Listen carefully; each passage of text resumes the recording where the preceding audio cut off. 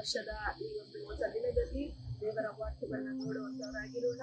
ದೇವರ ವಾಕ್ಯ ಮತ್ತಾಯನ ಸುವಾರ್ತೆ 6ನೇ ಅಧ್ಯಾಯದ 33ನೇ ವಾಕ್ಯ ಈ ರೀತಿ ಹೇಳಲ್ಪಟ್ಟಿದೆ.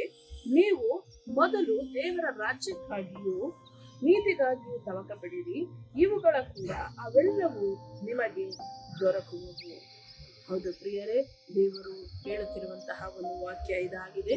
ನೀವು ಮೊದಲು ದೇವರ ರಾಜ್ಯಕ್ಕಾಗಿ ಮತ್ತು ಆತನ ನೀತಿಗಾಗಿ ನೀವು ತವಕ ಪಡುವವರಾಗಿರಬೇಕು. ಆಗ ಇವೆಲ್ಲವುಗಳ ಕೂಡ ಅವೆಲ್ಲವೂ ಎಂಬುದಾಗಿ ದೇವರು ಹೇಳುತ್ತಾರೆ.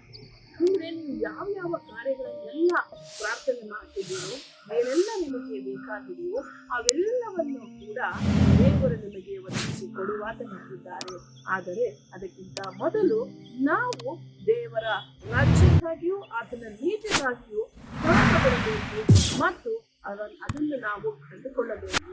ದೇವರನ್ನ ಕಂಡುಕೊಳ್ಳುವಾಗ, ದೇವರ ಬಗ್ಗೆ ತಿಳಿದುಕೊಳ್ಳುವಾಗ, ದೇವರ ಕುರಿತಾಗಿ ನಾವು ಹೆಚ್ಚಿನದಾಗಿ ಪ್ರೀತಿ ಇರುವಾಗ ಖಂಡಿತವಾಗಿಯೂ ದೇವರು ಏನೆಲ್ಲಾ ಕಾರ್ಯಗಳ ಕುರಿತಾಗಿ ನೀವು ಪ್ರಾರ್ಥನೆ ಮಾಡ್ತಿದ್ದೀರೋ ಆ ಎಲ್ಲಾ ಕಾರ್ಯಗಳ ಕುರಿತಾಗಿ ದೇವರು ನಿಮ್ಮನ್ನ ಆಶೀರ್ವದಿಸಲಿದ್ದಾರೆ. ನಿಮ್ಮ ಜೀವಿತಕ್ಕೆ ಯಾವುದು ಒಳ್ಳೆಯದು ಅದನ್ನೇ ದೇವರು ಕೊಡುವಂತವರಾಗಿದ್ದಾರೆ. ಪ್ರಾರ್ಥನೆ ಮಾಡೋಣ.